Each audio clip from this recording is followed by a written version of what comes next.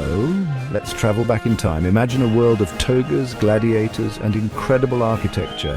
This is ancient Rome, a civilization that thrived for centuries. From humble beginnings, Rome grew into a mighty empire. It stretched across Europe, North Africa, and the Middle East. Rome wasn't built in a day, you know. Its story is full of drama, intrigue, and amazing achievements. We'll explore the bustling streets of Rome. We'll meet emperors and ordinary people. Get ready to discover the wonders of ancient Rome. What can we learn from the Romans? Quite a lot, actually. Their laws, art, and ideas still shape our world today. So, put on your imaginary toga and let's step back in time to ancient Rome. Our story begins in Italy. It's 753 BC, and a small village called Rome is taking root. Legend has it that twin brothers Romulus and Remus founded the city. Raised by a she-wolf, their story is a mix of myth and history. Rome wasn't always powerful. It started as a monarchy ruled by kings. Over time, the Romans overthrew their kings and established a republic. In a republic, citizens have a say in government. Rome's location helped it grow. It was situated on a fertile river, the Tiber, which provided trade and transportation. The Romans were also skilled warriors and strategists. They conquered their neighbors and expanded their territory.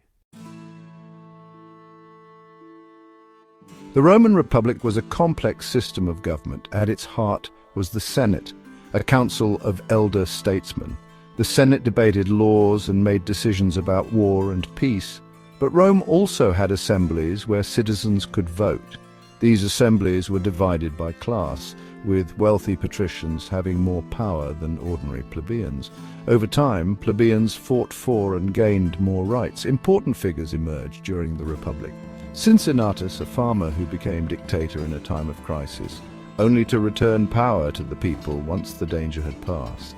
And then there's Julius Caesar, a brilliant general who rose to prominence, but whose ambition ultimately led to his assassination. Section 4, a day in the life Roman living. What was it like to live in ancient Rome? Well, that depended on who you were. Life for a wealthy Roman was full of luxuries.